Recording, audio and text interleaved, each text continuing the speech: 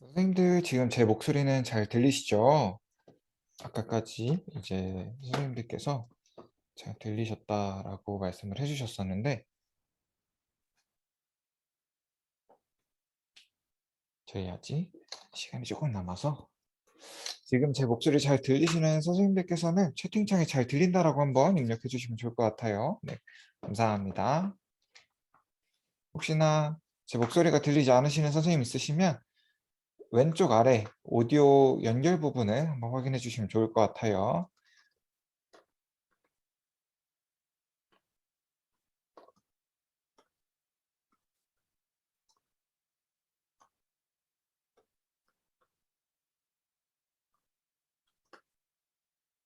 네, 감사합니다. 오늘 선생님들과 같이 실습형으로 진행을 할 수도 있고요. 근데 실습할 부분이 많지 않다 보니까 선생님들께서 혹시나 같이 처음부터 실습을 해보고 싶다라고 하시는 선생님들께서는 지금 앞에 나와 있는 유레카 교육용 아이디를 통해서 유레카에 직접 로그인 하신 상태로 기다려 주시면 좋을 것 같고요. 오늘 실습이 많지 않다 보니까 나는 오늘은 그냥 봐야겠다라고 하시는 선생님들께서는 제 화면을 조금 집중해서 봐주셔도 좋을 것 같습니다. 좀 안내사항 드리기 전에 먼저 혹시나 선생님들께서 가능하신 선생님들 있으시면 선생님들 얼굴 나오도록 화면을 띄워주시면 좋을 것 같습니다. 제가 선생님들 원래는 대면 교육을 주로 진행을 하다 보니까 선생님들 표정을 보면서 많이 교육 속도를 조절을 했었는데 지금은 네, 아무래도 온라인이 주된 교육이 되다 보니까 선생님들 표정을 봐야지 조금 속도가 조절이 가능할 것 같습니다. 혹시나 가능하신 선생님들 있으시면 선생님들 얼굴 나오도록 한번 표시를 해주시면 좋을 것 같고요. 혹시나 제가 진행을 하는 게 너무 빠르다 싶으신 선생님 있으시면 혹은 그냥 빠르다 싶으신 선생님 있으시면 채팅창에 조금 천천히 진행해 주세요. 너무 빨라요. 이런 내용으로 입력을 해주시면 속도를 조절하도록 하겠습니다.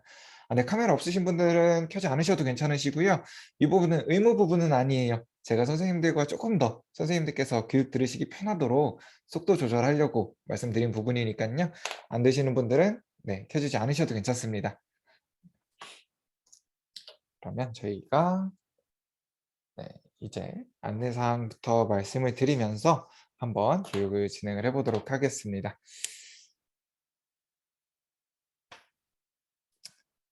그러면 저희 한번 교육을 진행을 해보도록 할게요. 혹시나 제가 채팅창에 유레카 접속하실 수 있는 주소, 아이디, 패스워드를 다시 한번 남겨드릴게요.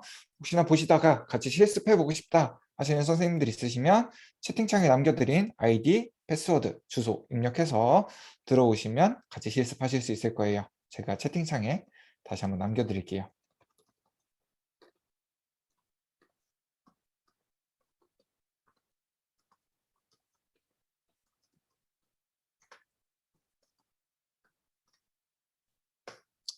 그러면 안내사항부터 한번 말씀을 드려보도록 하겠습니다. 네, 오늘은 선생님들께서 모두 다 알고 들어오셨겠지만 통계 분석에 관한 교육으로 1시간 정도 진행이 됩니다. 상시교육 같은 경우에는 매월 둘째 주 목요일에는 설문조사 부분, 매월 넷째 주 목요일에는 통계 분석 부분으로 진행이 돼요. 혹시나 선생님들께서 설문조사 부분이 필요하다라고 하시는 선생님들 있으시면 이번에는 일정이 조금 변경이 됐습니다. 저희가 내부 사정으로 인해 일정이 조금 변경이 됐어요. 설문조사 같은 경우에는 10월 둘째 주 월요일에 진행이 되고요.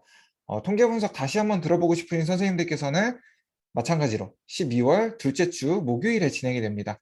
그래서 오늘 들어보시고 설문조사가 필요하시다라고 하시면 12월 둘째 주에 있는 12월 둘째 주 월요일에 있는 설문조사 부분을 같이 참여를 해주시면 좋을 것 같습니다. 우리 두 번째로 강의는 1시간 동안 조금 속도감 있게 진행이 될 예정이에요.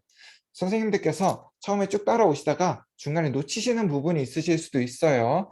이런 부분은 놓쳤다라고 하셔서 그 자리에서 멈춰 있지 마시고 일단은 제가 진행하고 있는 부분을 같이 따라와 주시면 좋을 것 같습니다. 오늘 강의 같은 경우에는 제가 다 녹화를 해둘 거예요. 녹화를 해두고 선생님들 신청하실 때 입력하셨던 이메일 있으시죠? 이메일로 제가 다시 보실 수 있도록 영상을 남겨드리도록 하겠습니다. 혹시나 지금 놓치신 부분이 있으시면 그 영상을 통해서 다시 한번 확인을 해주시면 좋을 것 같습니다. 우리 세 번째로 질문사항은 채팅창에 남겨주시면 좋을 것 같아요. 제가 선생님들 목소리를 하나하나 듣다 보면 이게 너무 딜레이가 많이 돼서 1시간짜리 수업인데 거의 2시간 가까이 이어지는 경우가 많이 있더라고요. 그래서 선생님들께서 질문사항 채팅창에 남겨주시면 제가 그 자리에서 바로 이야기 드릴 수 있는 건 이야기 드릴 거고요. 혹시나 바로 이야기 드리기가 좀 어렵다 싶은 부분은 교육이 종료되고 나서 같이 질문에 답변을 해드리도록 하겠습니다. 그리고 네 번째로 오늘 교육 마친 이후에는 상시교육 만족도 조사가 진행될 예정입니다.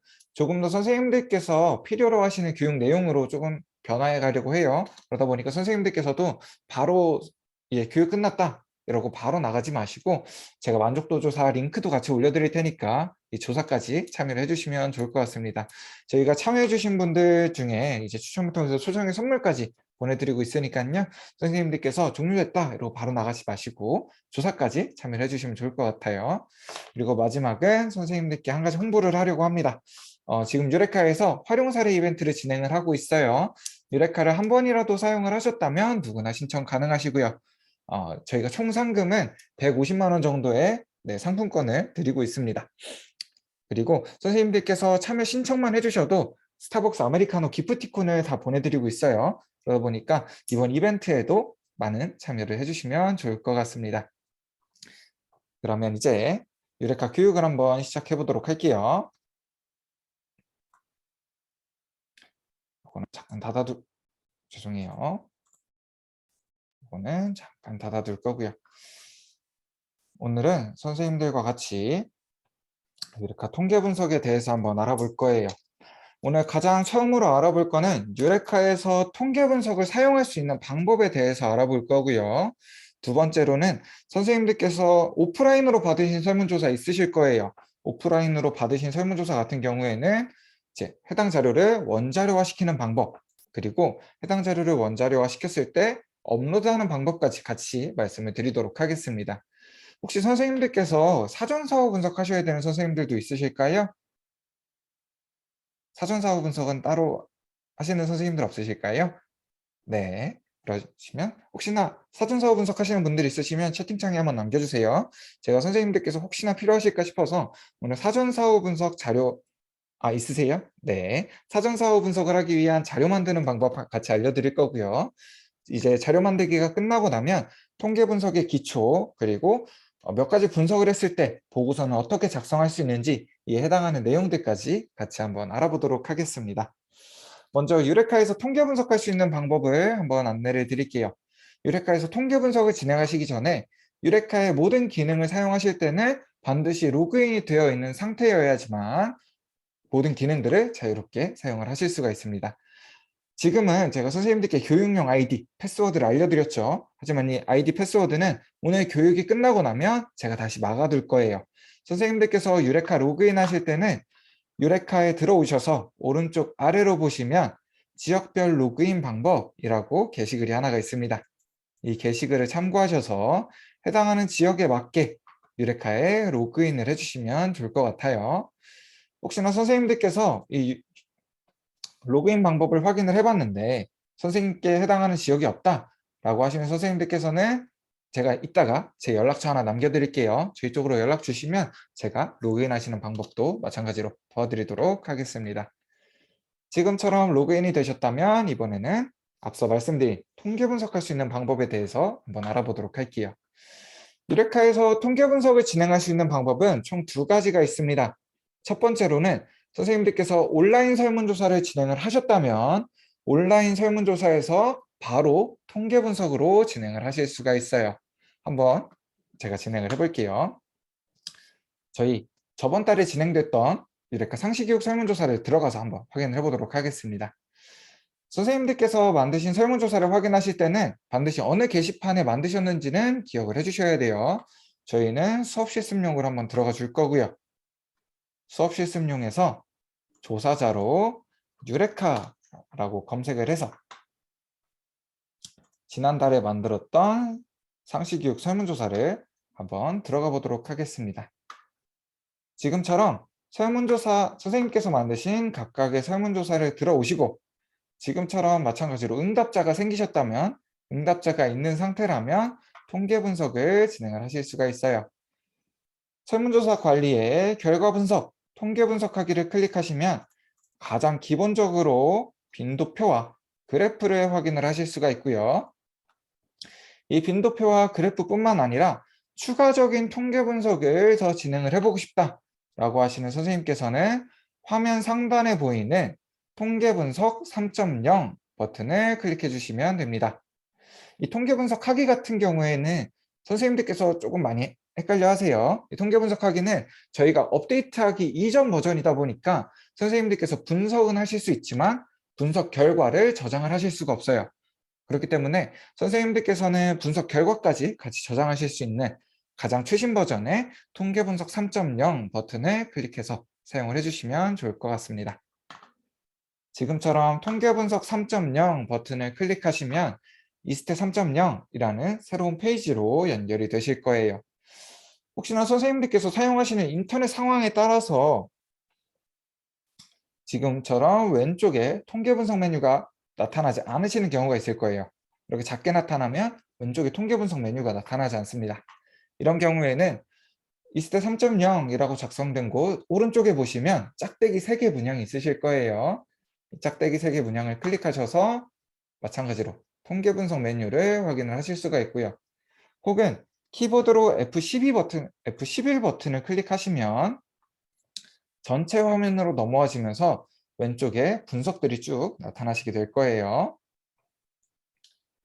이렇게 이스테 3.0에서 통계 분석은 기술 통계량부터 빈도 분석, 교차 분석뿐만 아니라 대응표본 T검정, 선생님들 요새 굉장히 많이 사용하시더라고요. 사전사후 분석을 하는 대응표본 T검정 또는 상관 분석이나 단순 회귀 분석까지 모두 사용을 하실 수가 있습니다.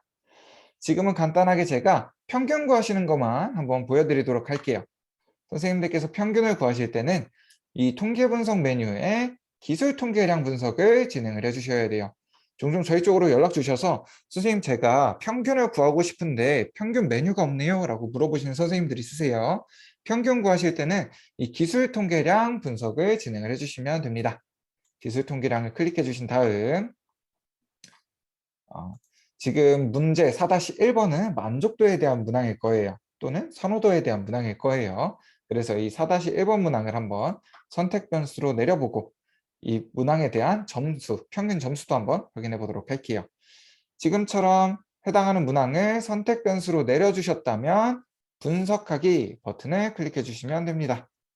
아마 선생님들께서 컴퓨터마다 처음 분석을 진행을 하시면 지금처럼 바로 응답 결과 페이지가 나타나지 않으실 거예요. 이럴 때는 닫기 버튼 아래쪽으로 빨간 색깔 경고 문구가 하나 뜨죠. 팝업이 차단되었습니다 라는 경고 문구가 하나 나타나실 거예요. 여기서 팝업을 항상어용으로 바꿔주신 다음에 분석을 다시 한번 진행을 해주시면 됩니다. 저도 다시 한번 분석을 해볼게요. 마찬가지로 문항 4-1번을 선택하시고 화살표 아래 버튼 클릭하셔서 선택 변수로 내려주시고 다음으로 분석하기 버튼을 클릭하시면 우리 4-1번 문항에 대한 평균 점수 뿐만 아니라 다양한 종류의 통계량 값들을 확인을 하실 수가 있습니다. 이렇게 나타난 결과 같은 경우에는 화면 왼쪽 상단에 있는 저장 버튼을 클릭하셔서 한글이나 엑셀, PPT 또는 PDF와 JPG 같은 이미지 파일로도 파일을 저장을 하실 수가 있어요. 지금은 저장을 하진 않고 한번 넘어가 보도록 하겠습니다. 이 스텝 화면은 지금은 닫아주도록 할 거고요. 제가 선생님들께 앞서서 유레카에서 통계 분석할 수 있는 방법은 2가지가 있다라고 말씀을 드렸을 거예요.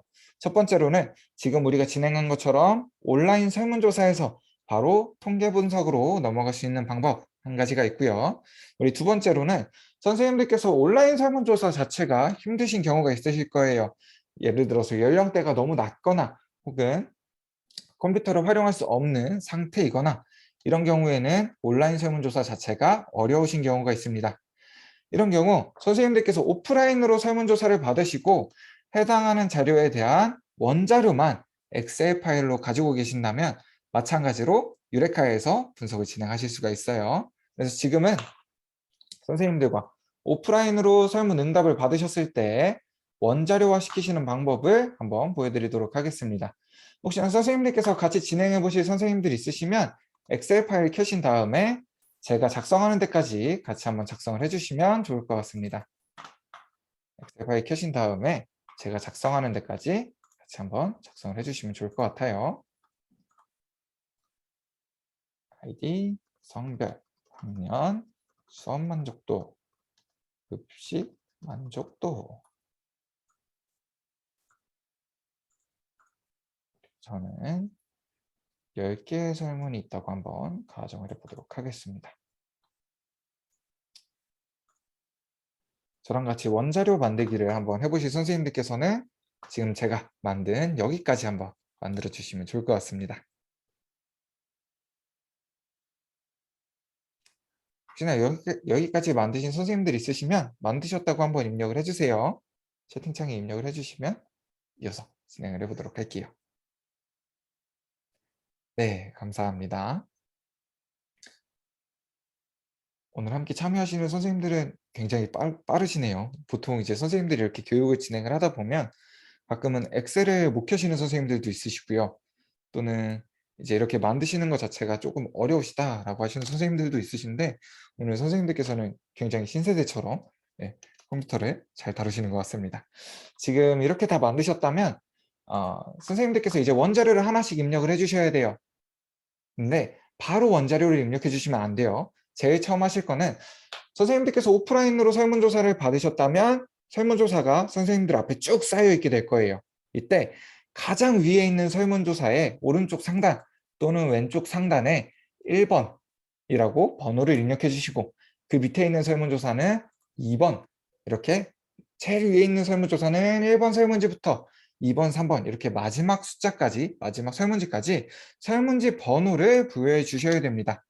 이 과정은 학생들에게도 학생들을 관리할 수 있는 학번을 부여해 주죠. 마찬가지로 설문조사에도 설문조사를 관리할 수 있는 이 설문지를 관리할 수 있는 설문지 번호를 부여해 주는 과정이에요. 지금처럼 1번 설문지부터 마지막 설문지까지 다 번호를 부여를 해주셨다면 가장 위에 있는 1번 설문지를 보시고 가로로 한 줄씩 입력을 해주셔야 됩니다. 한번 같이 해볼게요. 먼저 문항 1번을 보니까 성별은 1번이 남학생이었고요. 학년은 2학년이었던 2번, 수업 만족도는 만족함이었던 4번, 급식 만족도는 매우 만족함이었던 5번을 입력해준 학생이었습니다. 지금처럼 하나의 설문조사를 입력하기 시작하셨다면 반드시 가로로 한 줄을 모두 채워주셔야 돼요. 이제 종종 선생님들께서 이렇게 말씀을 드리면 물어보시는 경우가 있으세요. 성별부터 한번 쭉 다 입력을 하고 다음 학년 입력하고 이게 훨씬 더 편하지 않느냐라고 물어보시는 경우가 있으세요. 하지만 이 경우에는 선생님들께서 직접 한번 해보시면 굉장히 불편하구나 라는 것을 느끼실 수가 있을 겁니다. 먼저 성별만 1번부터 10번 설문지까지 모두 다 확인을 하셔야 돼요. 이렇게 10번 설문지까지 마지막 설문지까지 확인을 하셨다고 끝이 아니죠. 다시 처음으로 넘어와서 학년에 대한 자료만 1번부터 마지막 설문지까지 모두 다 확인을 해주셔야 됩니다. 사실 지금처럼 원자료를 입력하는 과정에서 공백이 나타나거나 혹은 오타가 나타날 확률이 굉장히 많아요. 만약 선생님들께서 지금 저희가 입력한 것처럼 가로로 한 줄을 입력을 하셨다면 이 해당하는 설문조사만 확인해 주시면 돼요. 이 해당하는 1번 설문지만 확인하셔서 여기에 내가 오타가 있었구나 혹은 빈칸이 있었구나 이 부분을 수정을 해주시면 됩니다. 하지만 만약에 선생님들께서 세로로 입력을 해주셨다면 어디서부터 밀렸었는지 혹은 어디서부터 자료가 오타가 발생을 했는지 정확하게 확인을 할 수가 없다 보니까 전체 설문조사를 다시 한번 봐주셔야 돼요. 이런 불편함이 있습니다. 그래서 선생님들께서는 만약 원자료를 만드신다, 오프라인으로 설문조사를 받으셨고 이걸 원자료화 시키신다 라고 하시면 저는 반드시 하나의 설문조사를 입력하기 시작하셨을 때 해당 설문조사를 가로로 모두 입력하시라 라고 말씀을 드리고 싶습니다.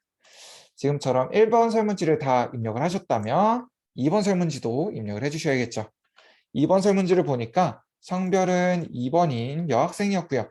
학년은 5학년, 수업 만족도는 보통이었던 3점, 급식 만족도는 만족하지 않음이었던 2점을 준 학생이었습니다. 지금처럼 하나의 설문조사를 입력하기 시작하셨다면 반드시 한 줄을, 가로로 한 줄을 모두 다 입력해 주셔야 된다라는 거, 이 부분을 꼭 기억을 해주셨으면 좋겠어요. 그러면 나머지 칸들은 임의로 한번 채워보도록 하겠습니다. 우리 지금은 연습이니까 임의로 한번 채워보도록 할게요. 지금처럼 파일을 다 입력을 해주셨다면, 원자료 파일을 다 입력을 해주셨다면 이제 파일을 저장을 해주셔야겠죠. 이 엑셀 파일 같은 경우에는 선생님들께서 확인하시기 편하신 곳에 원자료라는 이름 또는 선생님께서 아시기 편한 이름으로 자료를 저장을 해주시면 됩니다. 저는 원자료라고 바탕화면에 한번 저장을 해보도록 할게요. 바탕화면에 원자료라고 저장을 해보도록 하겠습니다. 다음으로 작업 중이셨던 파일은 닫아주셔도 괜찮아요.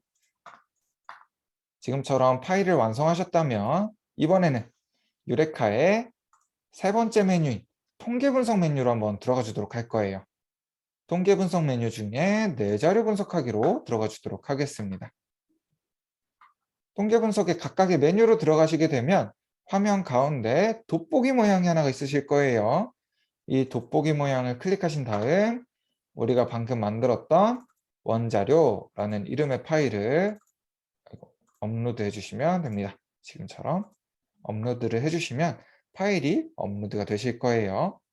다음으로 분석하기를 클릭하시면 가장 처음으로는 유레카에서 빈칸이 있는지를 한번 검증을 해줄 거예요. 이때 빈칸이 없다, 오류가 검출되지 않았다 라고 한다면 마찬가지로 하단에 있는 분석하기 3.0 버튼을 클릭해 주시면 됩니다. 그러면 우리가 작성했던 문항명들을 쭉 확인을 하실 수가 있고요. 마찬가지로 통계 분석 메뉴에서는 기술 통계량부터 빈도 분석, 그리고 대응표본 T검정, 상관, 회귀 분석까지 다 사용을 하실 수가 있어요. 아까 분석은 진행을 해봤으니까 이번에는 분석은 따로 안 하고 넘어가 보도록 할게요. 이번에는 제가 선생님들께 아까 이제 한 선생님께서 말씀을 해주셨죠. 사전사후 분석하기 위한 자료 만드는 방법을 한번 보여드리도록 하겠습니다. 아마 연구학교 하시는 선생님들께서는 이 사전사후 분석을 굉장히 많이 진행을 하실 거예요. 그래서 제가 혹시 선생님들께서도 언제 연구학교를 하실지 모르니까 한번 들어주시면 좋을 것 같습니다. 지금처럼 사전사후 분석을 하기 위해서는 총 2개의 원자료가 필요합니다. 첫 번째로는 사전에 대한 원자료가 한 가지가 따로 있어야 되고요. 사후에 대한 원자료가 한 가지 또 따로 있어야 돼요. 지금처럼 사전에 대한 자료, 사후에 대한 자료가 각각 따로 수집이 되어 있어야 됩니다. 그리고 분석을 진행하기 위해서는 이 2가지 자료를 합친 하나의 새로운 자료가 필요한 거예요. 이 합치는 방법은 굉장히 간단해요. 한번 보여드릴게요. 먼저 가급적이면 사전조사는 왼쪽에 두시고 사후조사는 오른쪽에 두신 다음에 사후조사에서 선생님들께서 분석하실 자료를 쭉 다 블록을 잡아주세요.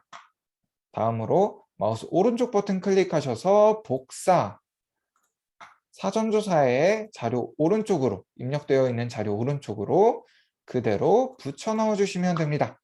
굉장히 간단하죠? 네, 이 부분을 선생님들께 말씀드리는 이유가 종종 선생님들께서 사후조사에 사전조사를 넣으시는 경우가 있으세요. 그러다 보면 왼쪽에는 사후에 대한 자료가 오게 되고요. 오른쪽에는 사전에 대한 자료가 오게 되겠죠.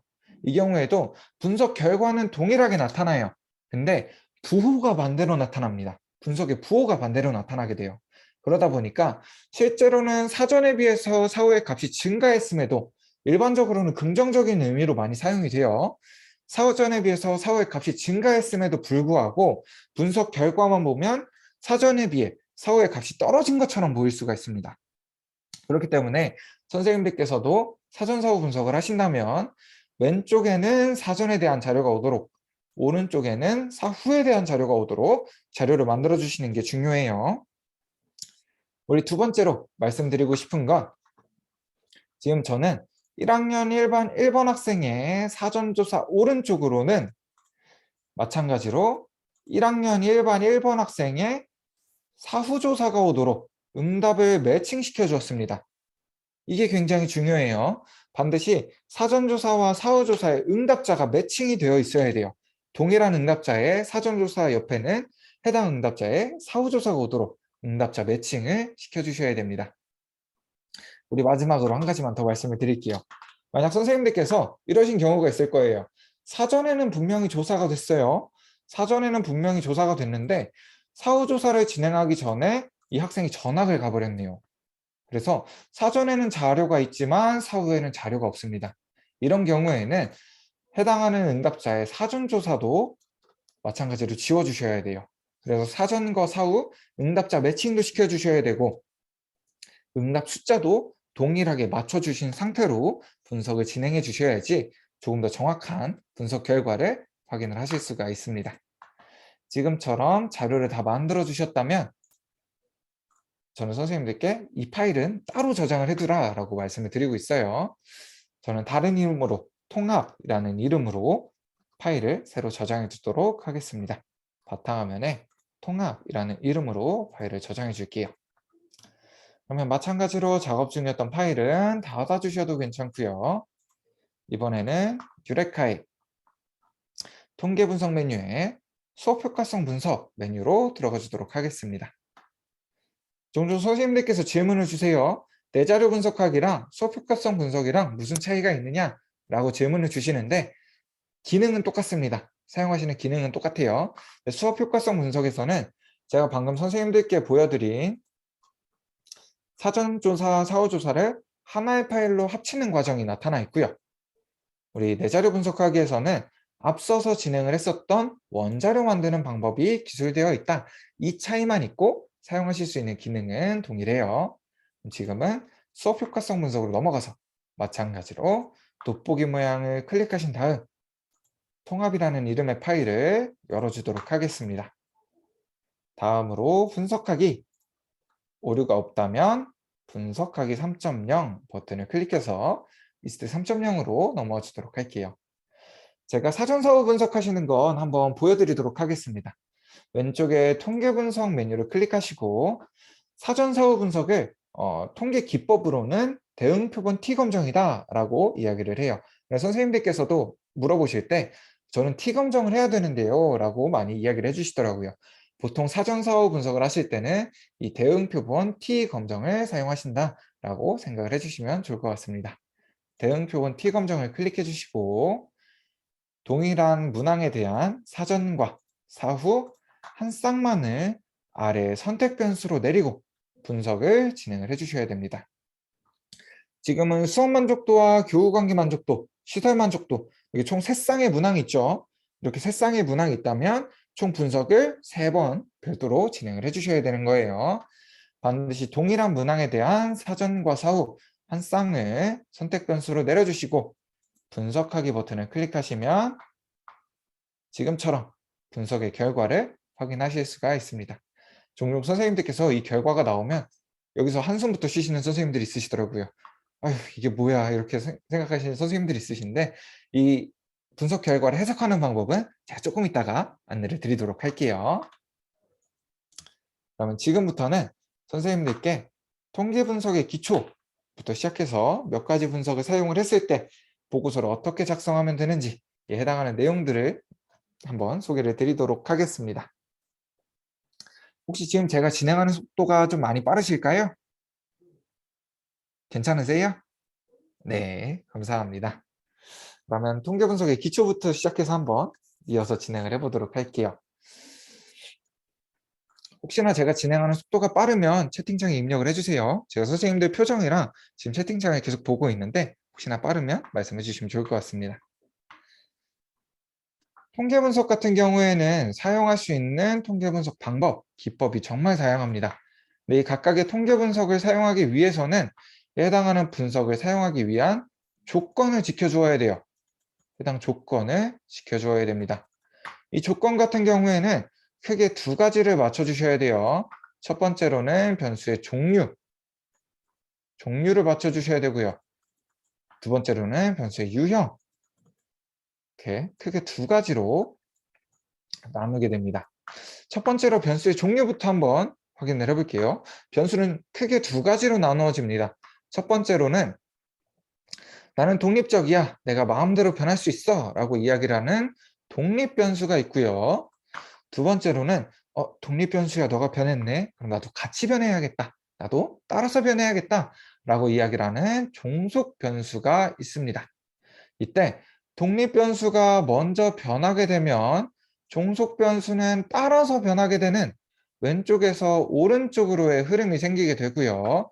이 흐름에 어떤 변수의 형태가 얹혀지는 변수의 형태, 변수의 유형에 따라서 사용하실 수 있는 통계 분석 방법이 결정이 되시는 거예요. 이 변수의 유형, 변수의 형태도 크게 두 가지로 나누어집니다. 첫 번째로는 변수의 숫자가 아니라 그 숫자에 연구자가 부여해준 속성이 중요한 변수가 있어요. 예를 들어서 성별이나 종교, 조금 크게 보면 지역도 이런 속성이 중요한 변수로 들어갑니다. 우리는 이런 변수를 질적 변수다라고 이야기를 해요.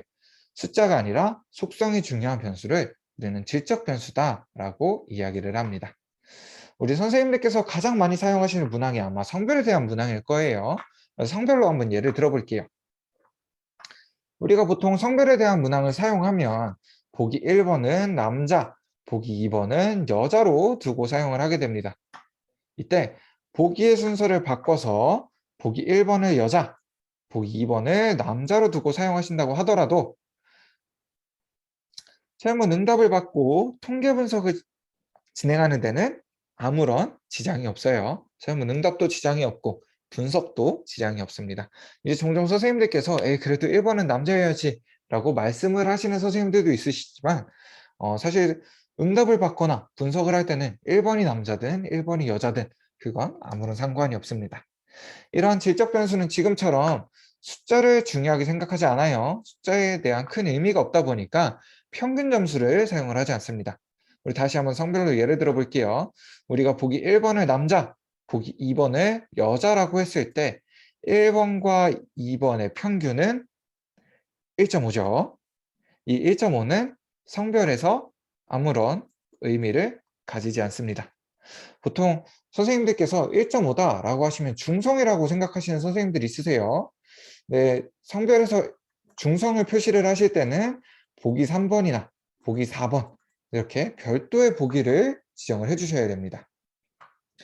이런 질적 변수는 평균 점수를 보지 않는 대신에 남학생은 전체 응답자의 몇 명 있고 몇 퍼센트 있는지, 여학생은 전체 응답자의 몇 명이고 몇 퍼센트의 비율을 차지하고 있는지에 해당하는 응답자의 숫자, 그리고 백분율을 중요하게 생각하게 됩니다. 이런 질적 변수랑은 반대로 숫자 자체가 중요한 변수가 있어요. 이 숫자 자체가 중요한 변수를 우리는 양적 변수다라고 이야기를 합니다. 예를 들어서 시험 점수, 키, 몸무게 등이 있겠죠. 지금처럼 양적 변수는 숫자 자체가 중요한 의미를 가지다 보니까 해당하는 문항에 대한 평균 또는 표준 편차를 중요하게 생각합니다. 예를 들어서 우리 학교에서 시험을 봤다라고 한다면 이 전체의 평균, 시험의 평균 점수가 궁금하게 될 거예요. 그래서 내가 이 평균보다 높은지 낮은지가 중요하게 생각이 될 거고요. 전국적으로 키를 쟀다라고 한다면 내가 평균 이상인지 평균 이하인지가 중요하게 되겠죠. 지금처럼 양적 변수는 숫자 자체가 중요하기 때문에 평균과 표준 편차를 보는 변수를 양적 변수라고 한다라는 부분을 기억을 해주셨으면 좋겠습니다. 이때 깍두기 같은 변수가 하나가 있어요. 질적 변수로도 양적 변수로도 모두 활용할 수 있는 깍두기 같은 문항이 하나 있습니다. 바로 척도형 문항이에요.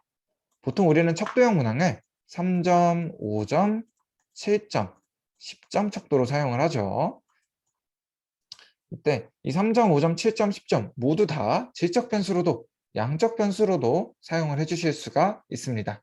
저희는 가장 기본적으로 선생님들께서 많이 사용하시는 게 5점 척도를 사용을 하시다 보니까 이 5점 척도를 예시로 한번 들어보도록 할게요. 제가 만족도 문항을 한번 예시로 들어보도록 하겠습니다. 보통 선생님들께서 만족도 문항을 사용하시면 전혀 만족하지 않는다, 만족하지 않는다, 보통이다, 매우 만족한다, 만족한다 이렇게 5가지로 문항을 나누실 거예요. 이때 각각의 보기를 질적 변수로 보고 전혀 만족하지 않는다는 몇 명이 응답을 했고 비율로는 몇 퍼센트 있는지, 만족한다와 매우 만족한다는 각각 응답자가 몇 명이었고 비율로는 어떻게 되는지를 확인을 하실 수도 있고요. 또는 전혀 만족하지 않는다를 1점부터 시작해서 매우 만족한다를 5점으로 두고 이 만족도에 대한 평균 점수도 확인을 하실 수가 있겠죠. 지금처럼 척도형 문항을 사용하실 때는 질적 변수로도 양적 변수로도 모두 사용을 하실 수가 있다 보니까 대부분의 통계 분석을 활용을 하실 수가 있어요. 선생님들께서 설문 문항 만드시다가 내가 이 분석 사용할 수 있을지 없을지 모르겠다 싶으시면 먼저 그 문항이 척도형으로 바뀌는지 한번 살펴봐 주시는 것도 좋을 것 같습니다. 척도형으로 사용해 주시게 되면 아까 말씀드린 것처럼 대부분의 통계 분석을 모두 사용을 하실 수가 있어요. 특히 이 질적 변수나 양적 변수 같은 경우에는 선생님들께서 설문 조사를 만드실 때 이미 정해지게 됩니다. 선생님들께서 응답 받으실 때 정해지는 게 아니에요. 선생님들께서 문항을 만드실 때 이미 이거는 질적 변수로 활용을 한다 또는 양적 변수로 활용을 한다 라는 부분이 결정이 됩니다. 그렇기 때문에 특정한 분석을 사용해 주셔야 된다면 먼저 설문조사를 만드실 때 이 자료를 한번 참고를 해주시는 것도 좋을 것 같아요. 네, 선생님들께서 만약 이 자료를 봐도 모르겠다. 내가 이 분석 사용해야 되는데, 특정한 분석을 사용해야 되는데, 사용할 수 있을지 없을지 모르겠다. 라고 하실 때는 저희 쪽으로 한번 문의를 주시는 것도 괜찮습니다. 저희 같은 경우에는 설문 문항 보면 해당하는 분석 사용할 수 있다, 없다 정도는 바로 말씀을 드릴 수가 있어요. 그렇기 때문에 필요하신 경우에는 제가 이따 연락처 남겨드릴 테니까 이쪽으로 연락을 주시면 좋을 것 같습니다. 그러면 이번에는 선생님들께 몇 가지 분석을 사용을 했을 때 보고서를 어떻게 작성하면 되는지 해당하는 내용을 한번 안내를 드리도록 하겠습니다. 이 중간에 선생님들 자료를 보시면 이럴 땐 이런 분석이라는 파트가 있으실 거예요. 이럴 땐 이런 분석을 참고를 하시면 선생님들께서 어떤 분석을 진행하셔야 되는지 또는 어떤 분석을 진행하실 수 있는지 이런 부분을 조금은 쉽게 선택을 하실 수가 있을 거예요. 그래서 선생님들께서 자료를 가지고 있는데 내가 어떤 분석을 사용할 수 있을지 사용해야 되는지 잘 모르겠다 라고 하실 때는 이 자료를 한번 참고를 해주셔도 좋을 것 같습니다. 그럼 지금은 선생님들께서 가장 기본적으로 사용해 주셔야 되는 두 가지 분석, 기술 통계량 그리고 빈도 분석, 이 두 가지 분석에 대해서 한번 알아볼 거고요. 그리고 선생님들께서 요즘 정말 많이 사용하시는 분석이에요. 대응 표본 T 검정까지 한번 분석을 어떻게 진행을 하면 되고 이때 결과를 어떻게 작성하면 되는지 해당하는 내용을 한번 소개해 드리도록 하겠습니다. 가장 처음으로 빈도 분석부터 한번 알아볼게요. 이 빈도 분석은 질적 변수의 분포 그리고 특성을 확인할 수 있는 분석입니다. 예를 들어서 성별에 대한 분포로 남학생은 전체 응답자 중에 몇 명 있고 비율로는 얼마인지, 여학생은 전체 응답자 중에 몇 명이고 비율로는 어느 정도가 되는지에 해당하는 자료를 확인할 때 사용하는 분석이 빈도 분석입니다. 특히 이 빈도 분석 같은 경우에는 선생님들께서 설문조사를 받으셨다. 그리고 보고서를 작성하신다. 라고 한다면 가장 기본적으로 들어있어야 되는 분석 중에 한 가지예요. 그 이유가 이 빈도 분석을 사용하시면 내가 받은 응답이 어느 한 곳으로 치우치지 않았다라는 것을 증명할 수 있는 가장 기본적인 분석이기 때문입니다. 예를 한번 들어볼게요. 우리 성별로 다 다시 한번 예를 들어보면 선생님들께서 응답을 받으셨어요. 근데 이 응답에 대한 해석을 나는 남학생과 여학생의 평균적인 의견이다 라고 이야기를 하고 싶습니다. 근데 응답 결과를 보니까 전체 응답자의 90%가 여학생이었고요. 전체 응답자의 10%가 남학생이었어요. 이런 경우에는 여학생과 남학생의 평균적인 의견이다 라고 하기보다는 여학생의 의견에 가깝다라고 이야기를 할 수 있겠죠. 반대로 응답을 받아봤더니 남학생이 한 47% 정도 나왔고요. 여학생이 53% 정도 분포가 나왔습니다. 지금처럼 남학생과 여학생의 비율이 어느 정도 비슷하게 나왔다라고 한다면 이건 남학생과 여학생의 평균적인 의견이다 라고 이야기를 하실 수가 있을 거예요. 지금처럼 빈도 분석 같은 경우에는 내가 받은 응답이 어느 한 곳으로 치우치지 않았다라는 것을 증명할 수 있는 가장 기본적인 분석이기 때문에 선생님들께서 보고서를 작성하신다면 반드시 포함이 되어 있어야 돼요. 그럼 이 빈도 분석하는 걸 한번 확인을 해보도록 하겠습니다. 이 빈도 분석 같은 경우에는 앞서 우리가 확인했던 이스트 3.0 페이지까지 넘어오신 다음 왼쪽 통계 분석 메뉴에서 빈도 분석, 변수 리스트에서 우리가 빈도를 확인할 자료를 아래 선택 변수로 내려주시면 돼요. 선생님들 필요에 따라서 그래프는 선택을 해주셔도 되고 필요하지 않으신 선생님들은 없음으로 두고 사용을 해주셔도 괜찮습니다. 지금은 막대 그래프로 한번 설정을 해볼게요. 다음으로 설정을 마무리해 주셨다면 분석하기 버튼을 클릭해 주시면 됩니다. 아마 분석하기에 톱니바퀴가 계속 돌아가고 있을 거예요. 톱니바퀴가 돌아가고 있다고 알아서 분석이 되는구나 라고 생각을 하진 않으셨으면 좋겠어요. 반드시 분석하기 버튼을 클릭해 주셔야 됩니다. 분석하기 버튼을 클릭하시면 지금처럼 이러한 결과를 확인하실 수가 있어요. 이 분석 결과 같은 경우에는 보고서에 지금처럼 옮겨주실 수가 있습니다. 먼저 선생님들께 간단하게 구성부터 한번 소개를 해드리고 넘어가도록 할게요. 이 빈도 분석 같은 경우에는 가장 왼쪽에는 우리가 사용한 변수가 들어가게 되고요. 중간에는 응답자가 몇 명인지, 이 응답자의 비율이 몇 %인지를 해당하도록 변수와 사례수 그리고 비율을 입력을 해주시면 됩니다. 여기서 선생님들께서 가장 많이 빠뜨리시는 부분 중에 하나가 전체에 대한 응답을 빼고 작성하시는 경우가 굉장히 많이 있어요. 하지만 이 전체에 대한 응답은 반드시 포함이 되어 있어야 됩니다. 지금 이하 남학생이 47명, 여학생이 53명, 더하면 100명. 이게 한눈에 들어오게 되지만 응답자의 숫자가 많아지거나 보기의 숫자가 늘어나게 되면 전체가 몇 명인지 100%가 몇 명의 기준인지 이 부분이 한눈에 들어오지 않을 수가 있어요. 그렇기 때문에 이 전체에 대한 응답은 선생님들께서 반드시 함께 기술을 해주셔야 됩니다. 우리 다음으로 선생님들께서 입력하신 문항과 이 문항에 해당하는 보기, 이 각각의 보기가 응답자는 몇 명 있고 비율은 어떻게 되는지 해당하는 값들을 모두 입력을 해주시면 돼요. 지금처럼 입력을 마무리하셨다면 이제 해석을 해주셔야겠죠. 모든 통계 분석을 사용하셨을 때는 가장 기본적으로 내가 어떤 것을 위해서 어떤 분석을 사용을 했는지 사용한 목적과 사용한 방법이 함께 기술이 되어 있어야 됩니다. 한번 진행을 해볼게요. 전체 응답 학생의 성별, 학교급의 분포를 확인하기 위해서 빈도 분석을 실시하였다.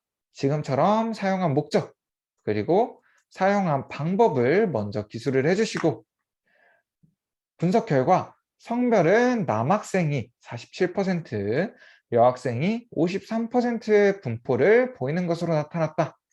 지금처럼 보기가 두 가지일 때는 어떤 것을 먼저 말씀을 해주셔도 상관이 없습니다. 오히려 보기 순서대로 말씀을 해주시는 게 조금 더 편하실 수도 있어요. 하지만 보기가 세 가지 이상으로 늘어나실 경우에는 빈도가 높은 것을 먼저, 동일한 것 길이는 묶어서 설명을 해주시는 게 좋습니다. 계속 이어서 해볼게요. 학교급의 경우 고등학교가 34%이며 초등학교와 중학교가 각각 33%였다. 지금처럼 빈도가 높은 것을 먼저, 동일한 것 길이는 묶어서 설명을 해주시면 선생님들께서 기술하실 때 훨씬 편하게 기술을 하실 수가 있으실 거예요.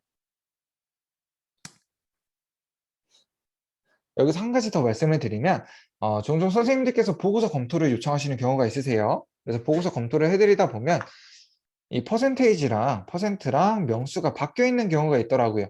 보통 우리가 빈도 분석을 볼 때는 몇 명이 있느냐보다 어느 보기에 응답이 더 많이 나타났느냐 이거를 확인을 하고자 합니다. 그래서 가급적이시면 퍼센트가 먼저 나오고 괄호 안에 그 퍼센트가 몇 명인지 해당하는 정보를 입력을 해주시는 게 좋아요.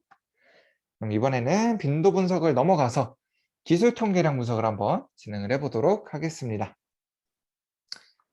이 기술 통계량 분석은 우리 앞서서 확인을 했었죠. 양적 변수의 특징을 확인할 수 있는 분석이 기술 통계량 분석입니다.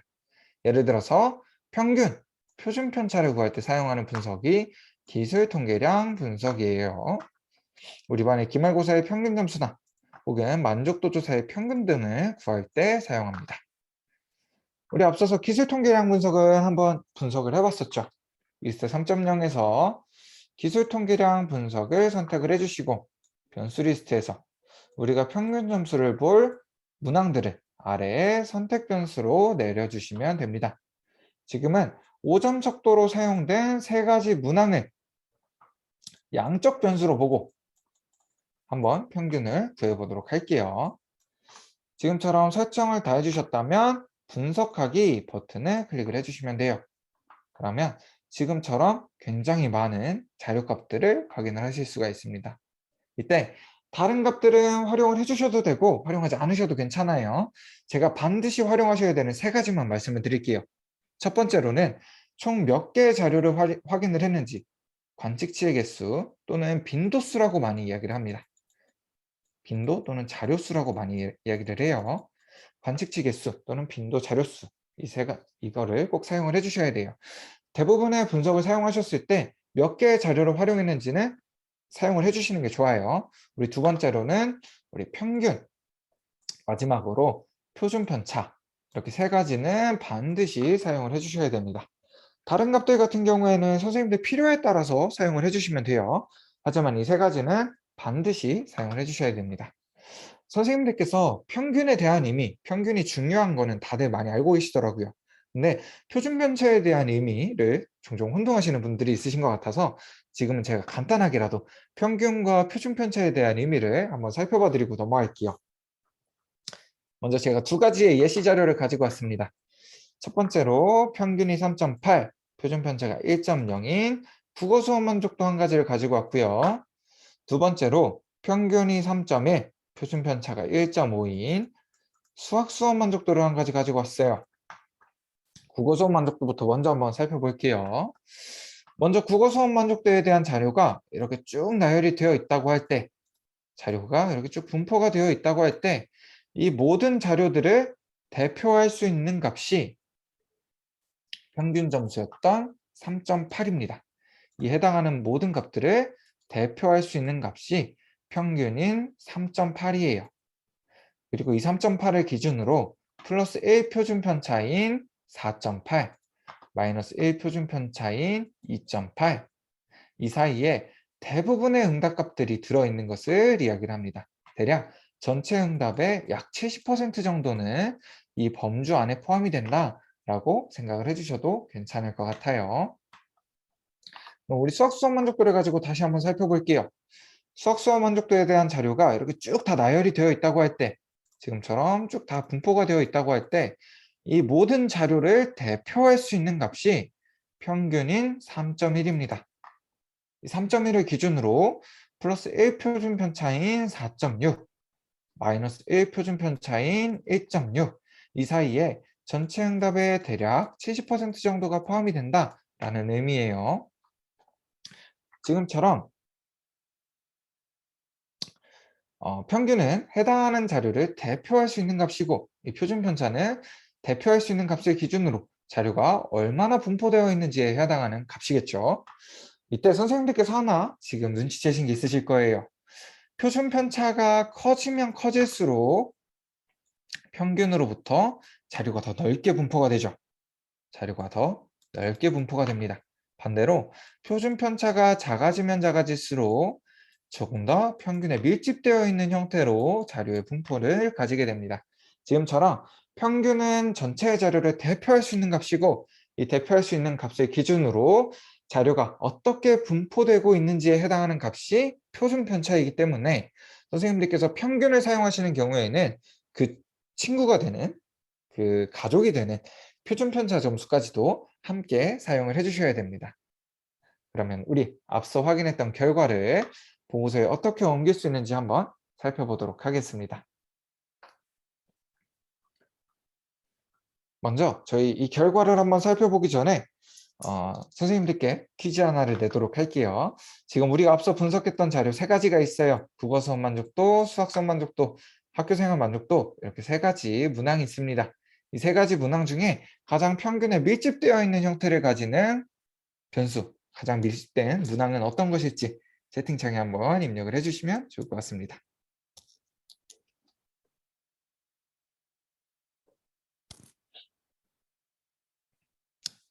네, 감사합니다. 선생님들께서 오늘 반응도 되게 빠르시고 수업도 되게 열심히 들어주시는 것 같아요.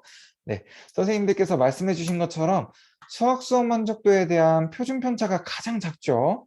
그렇기 때문에 이 수학 수업 만족도가 가장 평균에 밀집되어 있는 형태의 분포를 가진다라고 이야기를 할 수가 있을 것 같습니다. 그럼 이 기술 통계량 분석의 구성을 한번 살펴보도록 할게요. 가장 먼저 왼쪽에는 우리가 사용한 문항이 들어가고요. 중간에는 평균, 오른쪽에는 표준 편차를 입력을 해주시면 됩니다. 여기서도 마찬가지로 선생님들께서 가장 많이 빼두시는 부분이 전체 응답이 몇 개인지를 많이 빼두세요. 이 전체에 대한 응답도 항상 함께 작성을 해주셔야 돼요. 저는 지금 앞서 말씀드린 관측치, 그리고 평균, 표준 편차 세 가지만 사용을 했지만 선생님들께서 추가적인 자료를 더 사용을 하신다면 이 표준 편차 오른쪽으로 한 가지씩 추가를 해주셔도 괜찮습니다. 그럼 이 자료를 한번 해석해 보도록 할게요.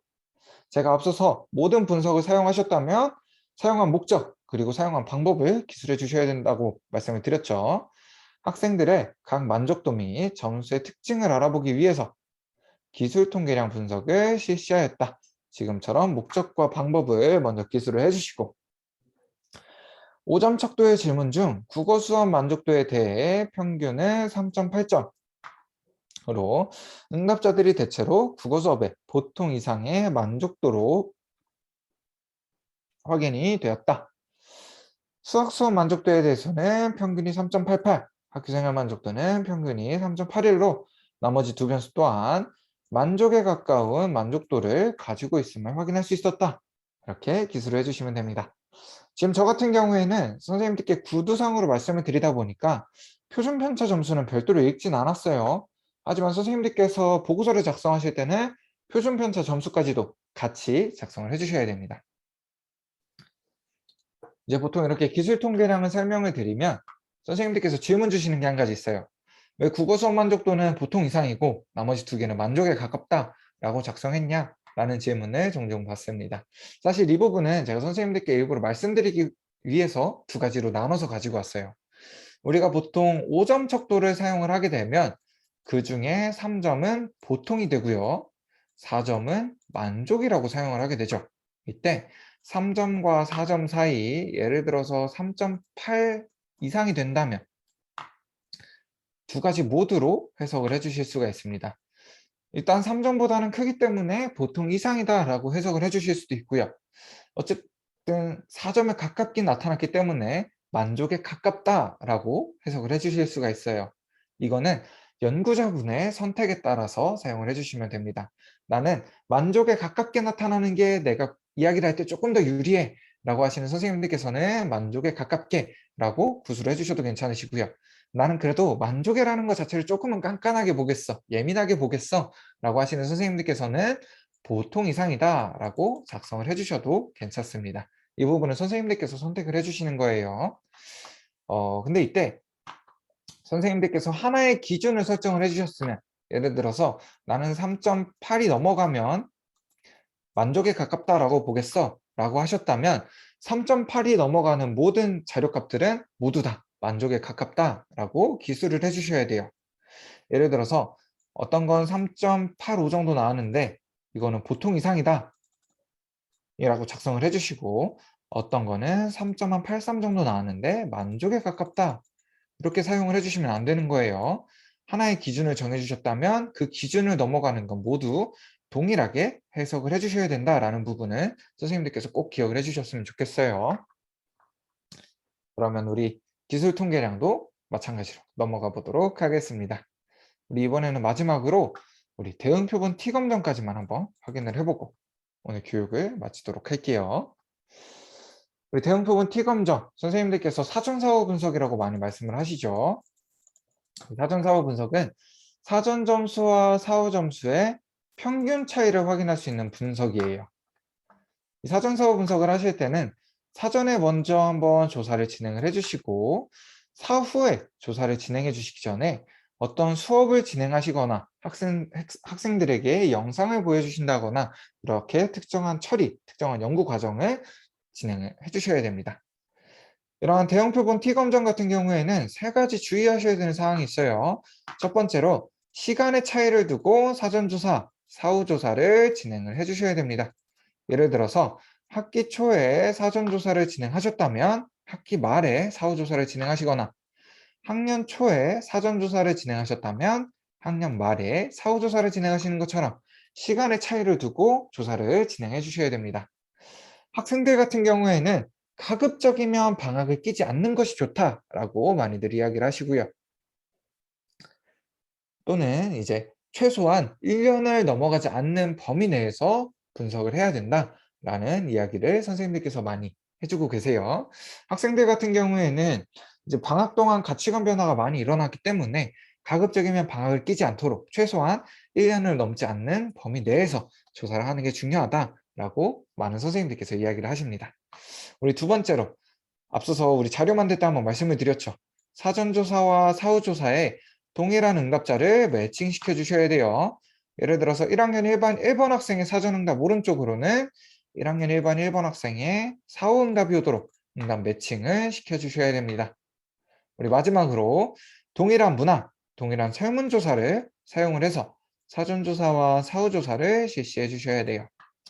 종종 선생님들께서 사전조사는 조금 급하게 만드시고 사후조사 하시기 전에 문항을 수정하시는 경우가 있으세요. 이런 경우에는 대응표본 T검정을 사용을 하실 수가 없습니다. 반드시 동일한 문항, 동일한 설문조사를 사용을 해주셔야 돼요. 조금 예민하게 보는 설문조사 같은 경우에는 문항 순서가 바뀌면 응답자에게 영향을 끼칠 수 있다라고 이야기를 하시는 분들도 있어요. 그래서 반드시 동일한 문항, 동일한 설문조사를 사용해서 조사를 진행을 해주셔야 됩니다. 우리 앞서서 사전조사와 사후조사 하나로 합치는 과정은 말씀을 드렸었죠. 근데 중요한 건 반드시 응답자의 매칭을 시켜주셔야 된다라는 부분이에요. 혹시나 선생님들께서 이제 개인정보나 특정한 일 때문에 이 응답자 매칭을 시킬 수가 없다라고 하시는 경우도 있으실 거예요. 이런 경우에는 정말 최소한 응답 민원수라도 동일하게 맞춰주셔야 됩니다. 응답자 매칭이 되지 않을 경우에는 실제 나타나는 현상이랑 응답 결과가 다르게 나타나는 경우가 있어요. 다르게 나타날 수도 있어요.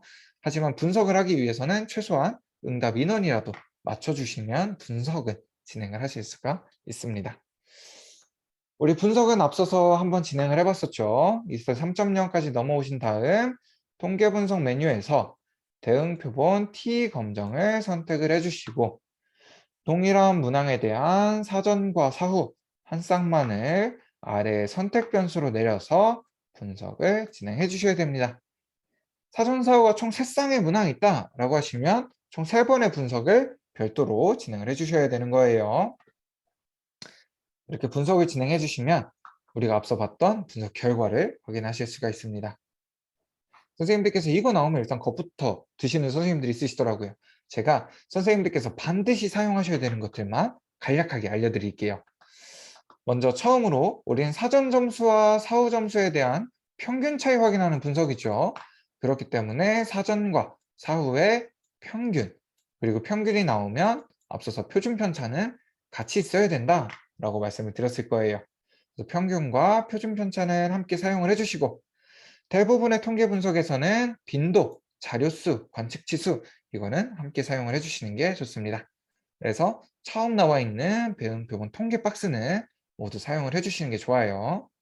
우리 두 번째로 그 아래에 있는 그래프 같은 경우에는 있으면 시각적인 효과, 차이에 대한 시각적인 효과를 주기 때문에 사용하시면 좋기는 해요. 하지만 그래프 같은 경우에는 필수사항은 아닙니다. 이 부분은 선생님들께서 필요하시면 사용을 하시고 필요하지 않으시면 사용하지 않으셔도 괜찮아요. 다음으로 대응표본 상관 같은 경우에는 선생님들께서 굳이 확인을 하지 않으셔도 괜찮습니다. 대응표본 상관은 굳이 확인하지 않으셔도 괜찮아요. 다음으로 우리는 대응표본 T검정을 사용했기 때문에 T값은 활용을 해주셔야 되고요. 이 T값이 통계적으로 유의미한지를 알려주는 확률인 유의 확률값도 함께 사용을 해주셔야 됩니다. 아마 선생님들께서 유의 확률, p-value가 0.05보다 작으면 통계적으로 유의미하다라는 거를 아마 한 번쯤은 들어보셨을 거예요. 그래서 제가 지금은 이 0.05의 의미는 어떤 건지 유의 확률은 어떤 걸 의미하는지 간략하게라도 한번 소개를 드리도록 하겠습니다. 먼저 우리 0.05라고 이야기를 하는 건 통계에서 유의 수준이다 라고 이야기를 합니다. 이 유의 수준은 똑같은 분석을 100번 실행을 할 때, 똑같은 분석을 100번 반복 실행을 한다고 했을 때 통계적으로 유의미하다고 할 수 있는 오류의 최대 수준이에요. 이 부분은 우리가 설정해준 기준입니다. 이 오류의 최대 수준은 우리가 설정해준 기준인 거예요. 보통 우리가 있는 사회과학 분야에서는 0.05, 우리는 100번 중에 5번보다만 오류가 적게 나타나면 우리는 이걸 통계적으로 유의미하다고 하겠어 라고 하는 우리가 세워준 기준입니다. 이 0.05는 우리가 세워준 기준인 거예요. 이 유의 수준이 우리가 세워준 기준이라면 이 유의 확률 값은 실제로 우리가 자료를 가지고 있는 것, 우리가 가지고 있는 자료를 통해서 통계 분석을 진행을 해봤을 때 우리가 가지고 있는 자료가 오류가 나타날 확률을 이야기합니다. 실제로 우리가 가진 자료가 오류가 나타날 확률을 우리는 유의 확률이다 또는 p-value다 라고 이야기를 해요. 그래서 우리가 설정해준 기준보다 우리가 가지고 있는 자료에 오류 발생할 확률이 더 낮다면 우리는 이걸 통계적으로 유의미하다고 하겠다라는 의미예요. 선생님들께서 조금은 어려우실 수도 있어요. 근데 선생님들께서 실제로 통계 분석을 한번 진행을 해보시면 이 의미를 조금 더 쉽게 이해를 하실 수가 있습니다. 그럼 우리가 가지고 있는 분석 결과를 가지고 한번 살펴볼게요. 우리가 설정해준 기준은 0.05예요. 이 0.05는 100번 중에 5번보다만 오류가 적게 나타나면 우리는 이걸 통계적으로 유의미하다고 하겠다라고 우리가 설정해준 기준입니다. 우리가 설정해준 기준은 0.05예요. 근데 지금 우리가 가지고 있는 자료, 우리가 가진 자료의 오류 확률을 보니까 0.000으로 나타나요. 사실 통계에서 0%라는 확률은 존재하지 않습니다. 어느 정도 일정 수치까지 내려가다 보면 특정한 값을 갖게 돼요. 그래서 0.000으로 작성하셔도 틀린 거는 아니에요. 하지만 조금 더 정확하게 작성하실 때는 통계에서 사용하는 정말 작은 단위인 0.001보다 작은 값이다 라는 의미로 사용을 해주시는 게 조금 더 정확합니다. 지금 다시 한번 우리의 분석 결과를 보면 우리가 설정해준 기준은 100번 중에 5번보다만 오류가 적게 나타나면 돼요. 근데 우리가 가지고 있는 자료는 지금 1000번 중에 한 번 나타날 확률보다도 오류가 더 적게 나타나죠. 우리가 설정해준 기준보다 우리가 가지고 있는 자료에 오류가 나타날 확률이 훨씬 적어요. 그렇기 때문에 우리는 이 자료를 가지고 통계적으로 유의미하다라고 이야기를 할 수가 있는 겁니다. 지금 조금 어려우실 수도 있어요. 그래서 괜찮습니다. 선생님들께서 한번 들어보셨기 때문에 실제로 추후에 사용하실 일이 있으시면 조금 더 쉽게 해석을 하실 수가 있으실 거예요. 그러면 우리 이 자료를 보고서에 어떻게 옮길 수 있는지 한번 확인해 보도록 하겠습니다. 마찬가지로 먼저 구성부터 한번 살펴볼게요. 우리 사전 사후의 평균 차이였죠. 그렇기 때문에 사전과 사후의 평균이 나타나면 함께 나타나는 표준 편차, 그리고 관측지 개수는 함께 입력을 해주시고 대응 표본 t 검정을 진행했기 때문에 t 값과 이 t 값이 통계적으로 유의미한지를 알려주는 유의 확률 값을 함께 입력을 해주시면 됩니다. 종종 선생님들께 검토 요청이 들어와서 선생님들 검토를 해드리다 보면 이 t값 앞에 마이너스 부호를 떼시는 선생님들이 있어요. 실제로도 분명 사전에 비해 사후의 값이 증가를 했는데 이 앞에 마이너스 부호가 없는 거예요. 그래서 선생님께 다시 연락을 드려가지고 선생님 이거 마이너스 부호가 없습니다. 이거 혹시 분석이 잘못되었거나 조작되었을 가능성이 있습니다 라고 말씀을 드렸더니 선생님께서는 이 앞에 붙은 마이너스 부호가 불길해서 내가 다 떼버렸어요 라고 답변을 주시더라고요. 하지만 이 t값 앞에 붙어 있는 마이너스 부호 같은 경우에는 사전에 비해 사후의 값이 증가했을 때 대부분의 경우 긍정적인 영향력을 끼치는 긍정적인 답변일 때 나타나는 부호가 마이너스 부호입니다. 그렇기 때문에 선생님들께서도 이 마이너스 부호가 불길하다고 다 떼버리지 마시고 있으면 있는 대로 없으면 없는 대로 나타나는 결과값 그대로 사용을 해주셔야 돼요. 그럼 이 자료를 한번 해석해 보도록 하겠습니다. 나는 국어 공부하는 것이 즐겁다라는 문항에 대한 학생들의 사전, 사후 응답 차이를 분석하기 위해 목적과 대응 표본 T검정을 실시하였다. 지금처럼 방법을 함께 기술을 해주시고 분석 결과 사전조사에서는 평균이 3.05점이었으나 사후에서는 3.85점으로 약 0.8점 향상된 것이 통계적으로 확인이 되었다. 0.8점 향상된 것은 눈으로도 확인을 할 수가 있습니다. 하지만 우리는 이걸 통계적으로 확인을 했기 때문에 그 증거가 되는 T값 그리고 유의 확률 값을 함께 기술을 해주셔야 됩니다. 여기까지 작성을 해주셨다면 이제 결론을 맺어주셔야겠죠. 따라서 나는 국어 공부하는 것이 즐겁다라는 문항에 대한 학생들의 응답 점수가 사전보다 사후에서 유의하게 증가하였다고 할 수 있다. 지금처럼 응답의 결과를 마무리 지어주실 수가 있어요.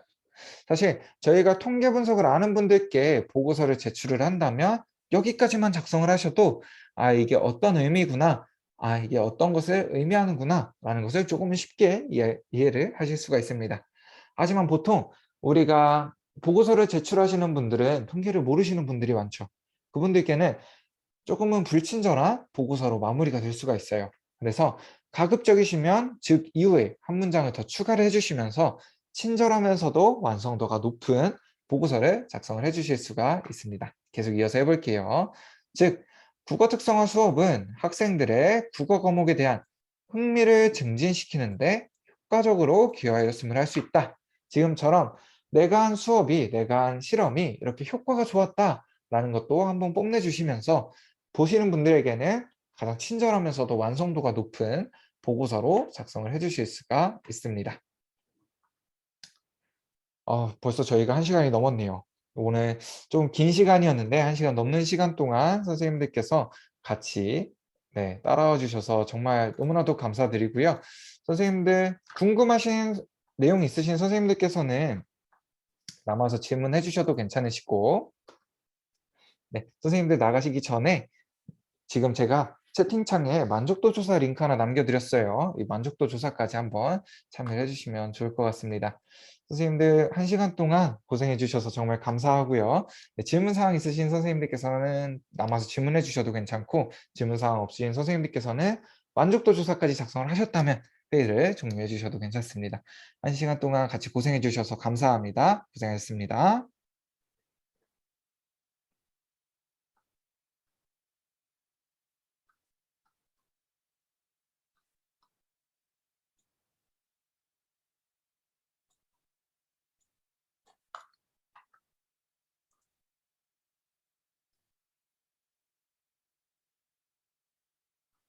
잠시만요. 제가 앞에 질문 주신 선생님이 있으셔가지고 이경민 선생님 혹시 지금 계실까요? 네, 선생님 말씀 주신 게 그 5점 척도의 순서를 반대로 사용을 하신 거죠. 이런 경우에는 선생님께서 역코딩이라는 작업을 한번 진행을 해주셔야 돼요. 그래서 지금은 매우 그렇다가 1점부터 전혀 그렇지 않다가 5점으로 입력이 되셨을 거예요. 이걸 반대로 바꿔주시는 과정을 한번 진행을 해주셔야 되는데 유레카에서 유레카 활용 팁, 이용자 지원의 유레카 활용 팁 부분을 보시면 4번째, 5번째 페이지에 잠시만요. 잠시만요. 제가 자료를 하나 올려둔 게 있는데 한번 확인해 봐야 될 것 같아요. 6번째 페이지에 순번 21번을 보시면 원자료 역코딩 및 평균값 산출이라는 게시글이 있어요. 이거 한번 확인하시면 이제 1점부터 5점으로 입력되었을 때 그 순서를 바꾸는 방법이 나와 있거든요. 이대로 확인을 해주셔도 괜찮고 혹시나 이 방법이 너무 어렵다라고 하시면 선생님께서 일단은 평균 점수를 그냥 구해주세요. 일단 평균 점수 구해주시고 나타난 평균 점수 있죠? 아마 1점에 가깝게 나타나셨을 거예요. 1점에 가깝게 나타난 평균 점수를 6점에서 빼주시면 돼요. 6점에서 빼주시면 해당하는 결과값이랑 동일한 결과를 확인하실 수가 있어요. 네, 혹시 답변 되셨을까요? 네, 감사합니다.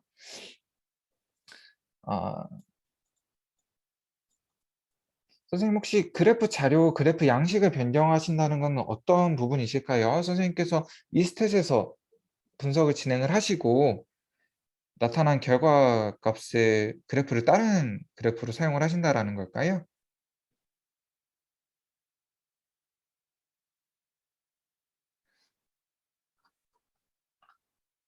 아, 지금 저희 같은 경우에는 제공해 드리는 그래프가 막대형 그래프랑 원 그래프 두 가지만 있어요. 그래서 선생님께서 막대 그래프로 확인을 하신 경우에는 막대 그래프만 이제 확인을 하실 수가 있고요. 혹시나 원 그래프가 필요하시다라고 하시면 다시 한번 분석을 진행해 주시면서 그래프 종류를 원 그래프로 바꿔서 다시 한번 분석을 진행을 해 주셔야 됩니다.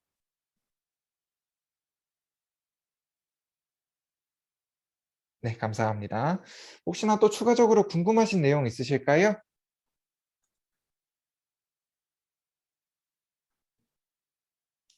궁금하신 내용 없으시고 이제 응답까지 다 해 주셨다면 네, 회의는 종료해 주셔도 괜찮아요.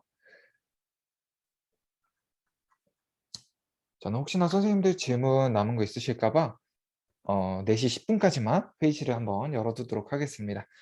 궁금하신 내용 있으신 선생님들은 질문해 주셔도 괜찮아요. 네, 고생하셨습니다. 감사합니다.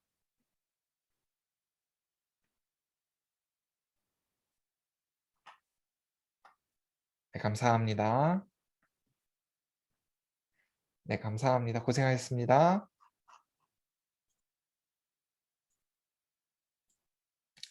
아, 지금 기초 자료라고 하시면 음 아무래도 책을 추천드리는 것보다 유레카에서 직접 활용하실 수 있는 자료를 조금 추천을 드리는 게 나을 것 같아서요. 유레카 이용자 지원의 유레카 활용 팁 부분을 보시면 여기 두 번째 페이지에 통계 분석 뽀개기라고 세 번째 페이지, 두 번째 페이지 이쪽 부분에 통계 분석 뽀개기라고 유레카에서 활용하실 수 있는 통계 분석들을 어떨 때 사용을 하실 수 있고 사용하시기 위한 자료는 어떤 게 있는지 그리고 보고서는 어떻게 작성을 하실 수 있는지 사용하셔야 되는 부분이나 혹은 보고서는 어떻게 작성하실 수 있는지 해당하는 부분이 나타나 있을 거예요. 이 통계 분석 뽀개기 부분을 먼저 활용을 해 주시는 게 좋을 것 같고요.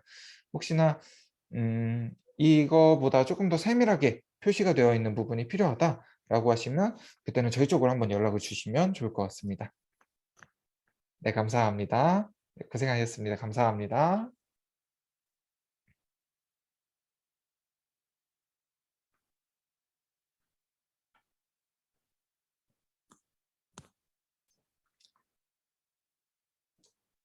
네. 선생님들 혹시 추가적인 질문 있으시면 제가 한 1-2분 정도만 더 기다렸다 회의 종료하도록 할게요.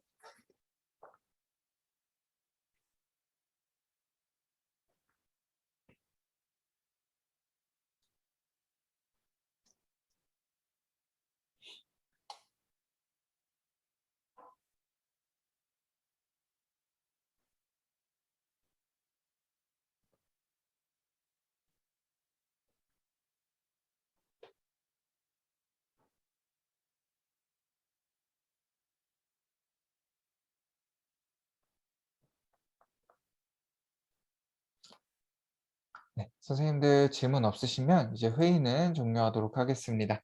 고생해 주셔서 감사합니다.